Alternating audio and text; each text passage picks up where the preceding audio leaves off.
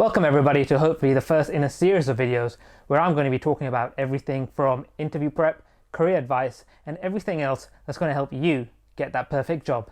By way of introduction, my name is Sharia and I'm simply someone who's completed applications, did the interviews, went through the internship, and after graduating in economics and politics, I've been working in the banking and finance sector, including over 5 years at JP Morgan. My aim is to share common mistakes that I've found that a lot of candidates make in their applications, how to overcome them, and things I wish I knew when I first started working. So with that being said, let's get today's video started. The STAR technique is simply an acronym used to answer competency-based questions and allows you to frame your response with a simple beginning, middle, and an end.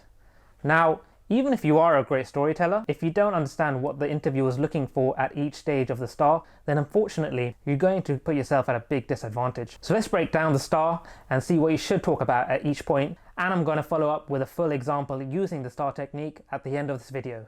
Now, situation here refers to just as you would begin with every story, you want to set the background and the context of the example that you're giving. Apart from setting the scene, the interviewer wants to know, why was this example happening? Was it something that you initiated, or was it something that was already underway and you joined in? In addition to this, the interviewer wants to know, what was the purpose of this task or event? One important point for candidates to be aware of is when selecting the answer you want to give to the interviewer, you want to talk about a time which happened 1 to 2 years ago. At max, if you're struggling, you can select an answer that happened 3 years ago. However, I'd strongly urge you not to choose one which happened more than 3 years ago. The reason for this is the interviewer wants to see that you currently possess the competency that was asked for, rather than you demonstrating it at a time which happened, say, 5 or 6 years ago. In fact, if you do select one that happened, say, over 3 years ago, you might even get asked to talk about an example which happened more recently. Great.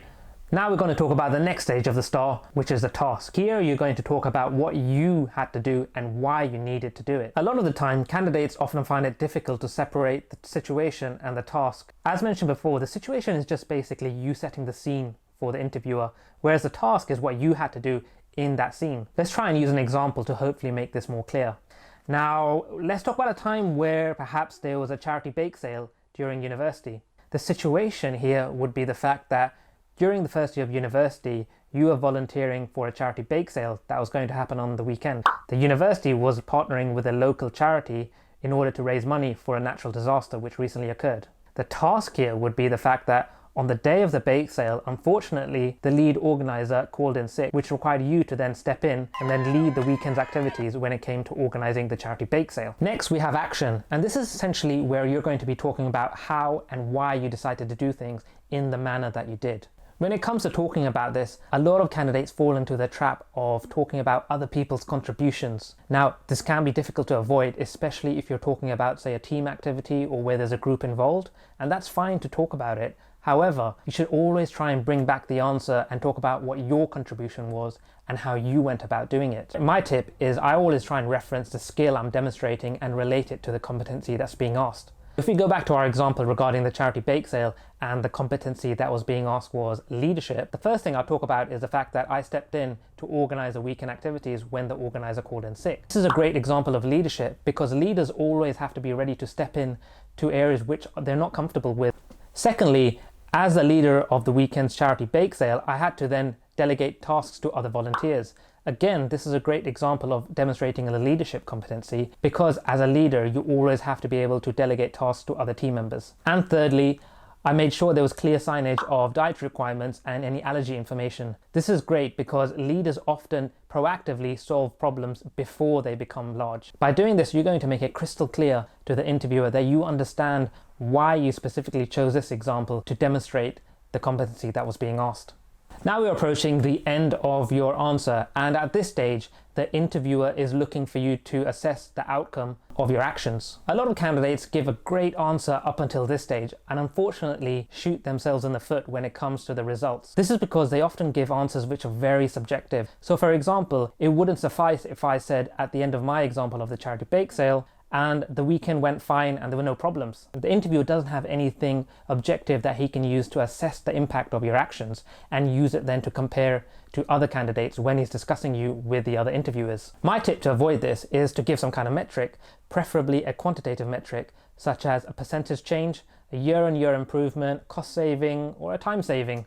It is acceptable if you give a qualitative answer. So for instance, you might want to give the result being a time where you worked in retail and due to a result of a change you initiated, there was positive customer feedback. Now that's good, but I'd try and always substantiate that with a quantitative metric. In the case of the bake sale, I can say that there was positive feedback from all the attendees in terms of the organization and leadership of the weekend's bake sale. However, I'd also want to add in a quantitative metric, such as comparing how much I raised this bake sale compared to a previous bake sale. Right, so let's try and bring everything together that we've learned regarding the STAR technique.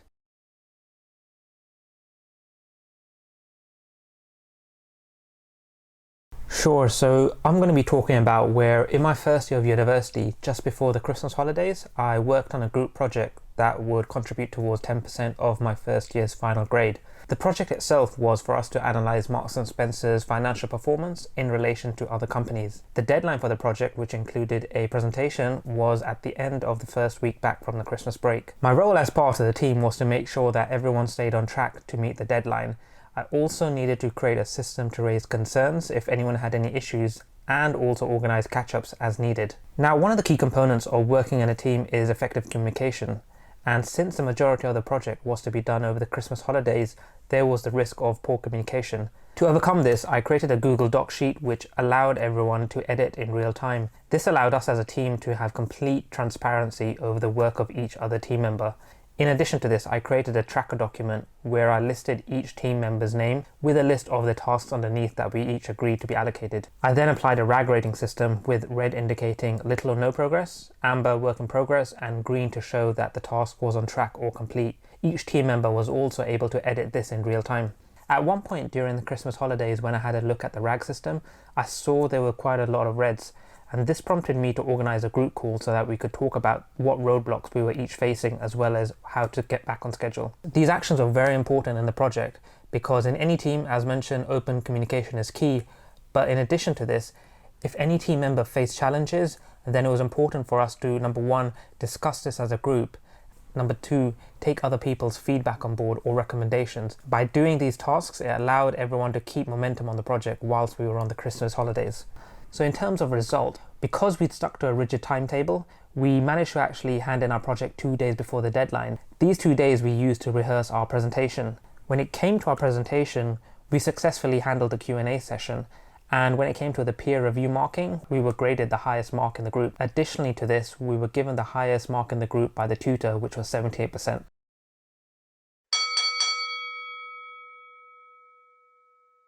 So hopefully you've understood what and how to use the STAR technique when it comes to your interview. Ultimately, the easier you make it for the interviewer by knowing what they're looking for, the more likely it is that you're going to end up with that job. Alright guys, thank you for watching, and hopefully you learned something new and enjoyed the video. If you did, please give a like and subscribe to the channel, and stay tuned because there's plenty more videos coming in where I'm going to be sharing interview prep and career advice that I'm sure you're going to find very, very useful.